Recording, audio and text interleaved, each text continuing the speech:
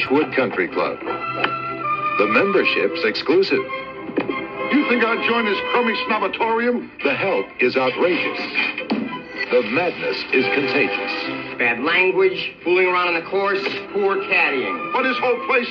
Caddyshack, starring Chevy Chase as Ty Webb. Who is that disgusting man over there? A sportsman who really knows how to score. So, what brings you to this nape of the woods, neck of the wave? How come you're here?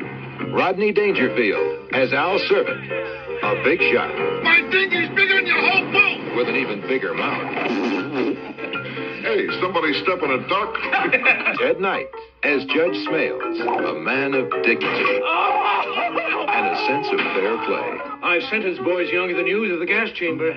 Michael O'Keefe as Danny Noonan, a caddy who wants an education and gets one. You take drugs, Danny? Every day. Good. Cindy Morgan as Lacey Underall. She's got a bad reputation, and she's working hard to keep it. You want to tie me up with some of your ties? And Bill Murray as Carl Spackler. Just a harmless squirrel, not a plastic explosive or anything, nothing to be worried about. He's not crazy about gophers, but he is crazy. License to kill gophers by the government of the United Nations. And introducing Mr. Gopher as himself. You got to give me back. Freeze, gopher! Caddyshack. It's all about swinging, Kiss me, you fool. but not on the course. Hey, you want to make $14 the hard way? Playing a good game That's the bull. He got all of that one. and talking a better one. Hey, I should have stayed home and played with myself. Taking shots That was a bum shot. and making time. Controlling your drives Wow! and losing your grip. The man's a menace. Caddyshack, the comedy with... Hello again and welcome back to Dave's Movie Diary. Yes, Caddyshack from 1980. Great movie year, 1980. There was this, there was Empire Strikes Back. Quite a few other good films, The Long Good Friday. Raging Bull, of course. The Shining. I could go on and on. I won't. I'll stop. Anyway, Caddyshack, I've got fond memories of this film. It's one of the earliest films I can recall. I reckon I saw it when I was about 10 or 11 at a neighbour's house. It was the kind of place where films got watched, whether we fully understood them or not. And I still remember some mild outrage when some of the adults realised what we'd been watching downstairs in the spare room. Didn't matter, we were already laughing too much by then, and we learned a hell of a lot in the hour and a half that this film was on. In the conversation, I think, for the best American comedy of the 80s. I know that's a big call because the 80s and American comedy, I think, is the best era. It felt like every couple of weeks there was a new one out that was really good. This one, I think this one's in the conversation. When I was growing up, this film was just always there. It was always present. It was always relevant. You could put it on at any age and people thought it was cool and funny. There's so many things that still people recall. The gopher, of course. The gopher that seems to have flippers sound effects, the dolphin. But he's probably nearly the coolest character in the whole film. The chocolate bar in the pool, I've seen that replicated in real life a few times. It became kind of a running joke back in the olden times. Just scene after scene of pure payoff, generally involving Bill Murray's character. Some genuinely funny moments with Chevy Chase as well. Ted Knight, Rodney Dangerfield. I mean, God, legends, all of them. It just seemed to be one of those rare comedies that everyone thought was funny. Kids definitely did. Older kids loved it. My dad loved it. He'd probably still love it if he watched it, I think. It'd bring back a lot of great memories for him. It was just non-threatening but funny. The jokes keep on coming. Nearly all of them land. It's really well written. Yeah, I'm a big fan of this. What's it about? Well, as the title suggests, it's about golf. Is it the first golf comedy? Could be. Obviously, Happy Gilmore followed about 15 years later. Tin Cup was kind of not so much a comedy, but it had light moments in it, I guess. Anyway, this one takes place at Bushwood Country Club. It centers around a young caddy called Danny Noonan, played by Michael O'Keefe. He's trying to earn a scholarship while he's navigating the world of elite golf culture. That's questionable. And really, he's the straight man in this comedy. Everyone else around him is crazy in some shape or form. You've got Judge Smales, played by Ted Knight, representing old money control and thinks he owns the place. Ty Webb, played by Chevy Chase. He's like the golf pro, if there is one, but he's drifting through as a detached Zen follower, trying to pick up any woman he sees.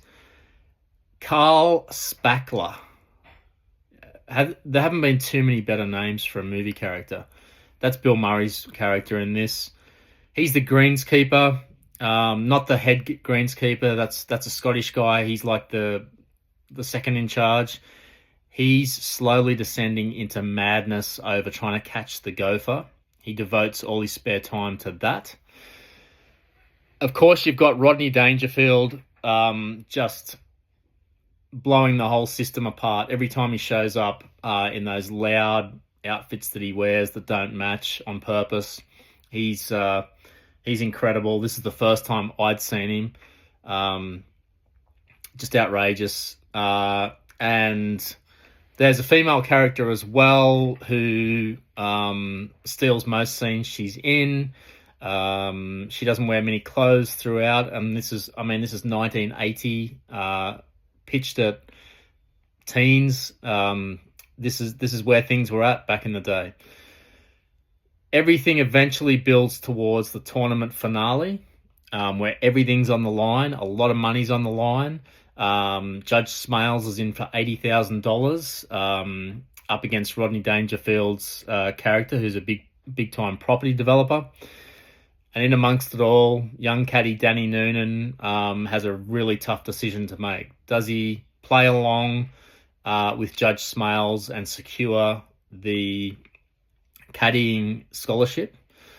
Or does he follow his heart and play golf to the fullest and help Rodney Dangerfield win? I guess you'll just have to watch and find out if you can't already guess. Some great performances in this, comedic performances. I don't think they get much better across the board. Ted Knight, oh my God. I'd forgotten how much of a dick he is as Judge Smales. I don't think there's been too many more patronizing, smug, completely unbearable buffoons, but a cunning, intelligent buffoon who can't read the room, doesn't realize everyone hates his guts. But he's been running this club for so long that he just lords it over everyone, treats everyone like dirt. Ted Knight is just absolutely perfect in this. He's got that shit-eating grin. He just lingers on certain words, plays them out just to caress them and make himself feel good. He loves the sound of his own voice. And you just want him to go down. And Rodney Dangerfield's character takes him down a few times, and their clash, they have this ongoing clash to be the alpha in this film, really. Rodney Dangerfield, he's putting up condos right next door. That's causing Judge Smales a lot of grief. He wants his golf club kept pristine. He doesn't want these blow-ins, these nouveau riche characters that, wear loud checkered pants, pastel colours. Rodney Dangerfield is just throwing out punchline after punchline after punchline. They're all at someone else's expense. Oh my God, every appearance, he just steals every single scene. And he's up against some comedy heavyweights in this one, but his lines are just so good. He delivers them with eyes bulging out of his head. Some of his dancing has to be seen to be believed.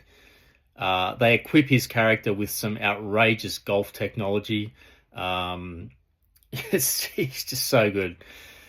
Chevy Chase, again, one of his earliest appearances on film. He'd been in Foul Play in 78. That's a good film with Goldie Hawn. He plays Ty Webb with just the typical Chevy Chase, effortless, detached, cool at the time, but he's a clumsy, the typical Chevy Chase clumsy guy, knocking over everything, flubbing his lines, but it's in a cool way, if that makes sense. And Ty Webb treats life like it's like I said, like a Zen experience. He's always quoting the Dalai Lama and talking about, be the ball. Some great scenes between him and Michael O'Keefe as the young caddy, and Ty Webb is trying to teach Michael O'Keefe's character all about life. Ask him if he's taking drugs every day. Yep. Oh, that's good. Great advice like that. He's just floating through the film. I don't know how much it was ad-libbed. Knowing these guys, probably some of it was, but he's awesome in this. It's a typical Chevy Chase role from around this time. I could never work him out when I was young. Like he seemed like a really good looking tall guy, but he was a complete buffoon. And his timing, I think it's his comedic timing that always made the jokes for the most part land. And he just had a golden run there. For the first half of the 80s and a bit more. I think all the way up to, and probably including Three Amigos, just a great career, and then it kind of fell off a cliff. You think about all the films, National Lampoon's Vacation, Spies Like Us, probably Christmas Vacation, a lot of people like that. That was later 80s.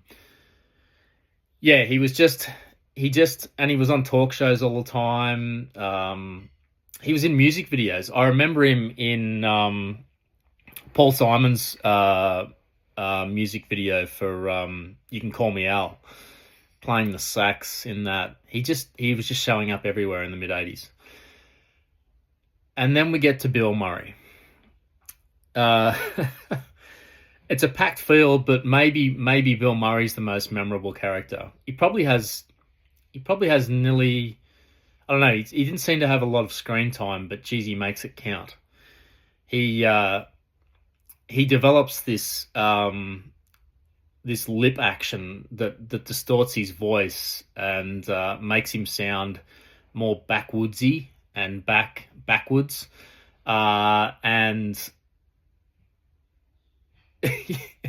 he's just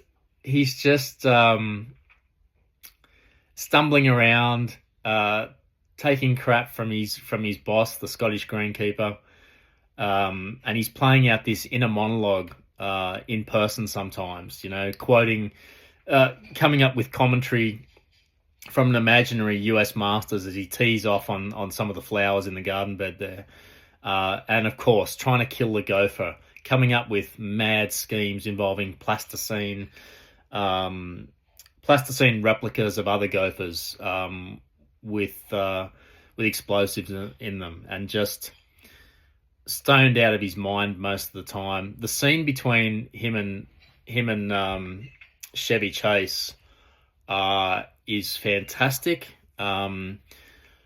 I'd never thought about it too much before, and I've seen this film lots of times, probably, 20 times. Knowing a bit more now between the dynamic in real life between Murray and Chase, that they had a lot of real life tension from Saturday Night Live, probably jockeying for top spot. And I think there was some backstage near blows or Depends who you believe, that there were some punches landed. It gives the moments between them a strange edge now in hindsight. But the scene where Chevy Chase is out playing some night golf and has to play through in Bill Murray's little greenkeeper shack, and shack is probably overstating it. It is a complete dive. And Ty Webb thinks he's an urbane character. He thinks he's cultured, in his Zen mythology. And then you've got Carl Spackler wearing stained clothes, 5-day growth, stoned, pictures of calendar, Playboy girls up on the wall. And it's two cultures colliding, and these guys just go at each other for a few minutes. Ty Webb's teeing off against Carl Spackler, insulting him with every line, but Spackler's not really getting it. He thinks they're getting along famously. He tries to suggest that they catch up another time. Shows him the grass that he's developing for the golf course that you can also smoke after the day's play. That's pretty innovative, actually. I'm surprised that hasn't been patented by someone. But anyway, it's fantastic. It's a meeting of two comedic great minds. Maybe it's maybe not quite on the level of Pacino and De Niro sharing time on Heat. But it's up there in a comedic sense. I think it's pretty awesome. Does this film still work? It sure does. 98 minutes, there you go. And it's just joke after joke, scene after scene. There's no wasted time. There's no meaningless side plots. Everyone gets their good joke time. Everyone gets a chance to shine. Nothing lingers too long. It's just a perfect ensemble structure. And I think it's really carefully balanced underneath all the chaos. It's very shrewdly directed, and casting. It all paid off. It was all, and it must have made a lot of money, this one. And it was a favorite at the video store. I can remember it was always out, years later. Like, it came out in 1980, and I didn't get to the video store until 1987, and this film was still hard to find. It was still, and then there was a sequel made in about 88, I think. I think Chevy Chase showed up for that. It's bad. I don't recommend watching that at all. Most of the characters didn't show up again. They were wise enough. Chevy Chase must have needed the money, I think. Anyway, this is perfect comedy. So many other moments when I was watching that I remember quoting all the time with mates. Like the betting on Spaulding's behavior. So Spaulding is the nephew of Ted Knight's character, and he's a complete failure. The typical cliche rich kid who's got no clue. And it's towards the end of the film when the big tournament's going on for money, and Spaulding's there near the Caddyshack, and there's a bunch of about 15 guys. All the other caddies are watching him through this hedge, and someone says, "Hey, what's the bet he's going to pick his nose?" And they take some action for $50. Yep, of course. He goes digging for gold. And then we go a step deeper. What's the bet he's going to eat it? Another $50. Spaulding dances around with his finger and, yep, has a good old chew. Things like that, I just all came back to me. I can nearly remember every scene of the movie. I've seen it that many times, and it's so indelible when I think it's when you're that age. Everything is like you're seeing this kind of thing for the first time, and it's emblazoned on your psyche, and you never forget it. Whereas I've seen things, really funny things, last year, and I can't remember it. It just doesn't stick. But films around this time, National Lampoon's Vacation, Stripes, all those, and then getting into, Beverly Hills Cop.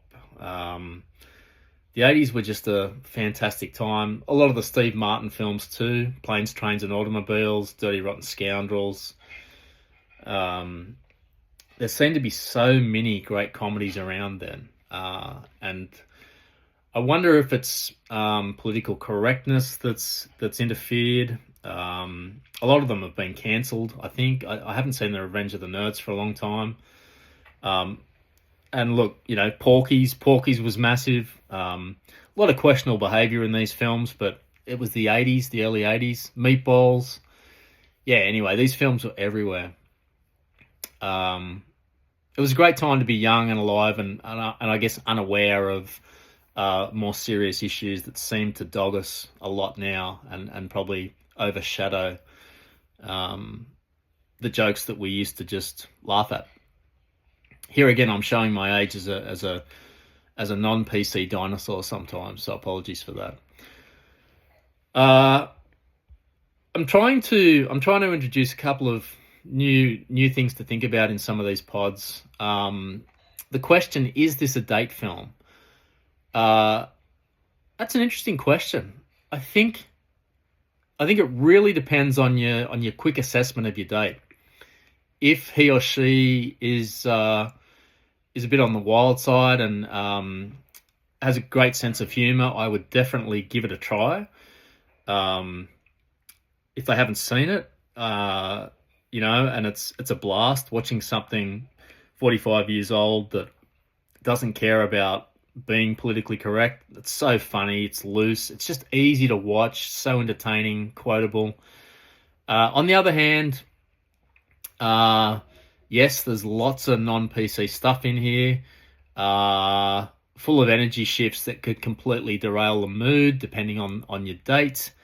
So if you think you're compatible, I'd go for it.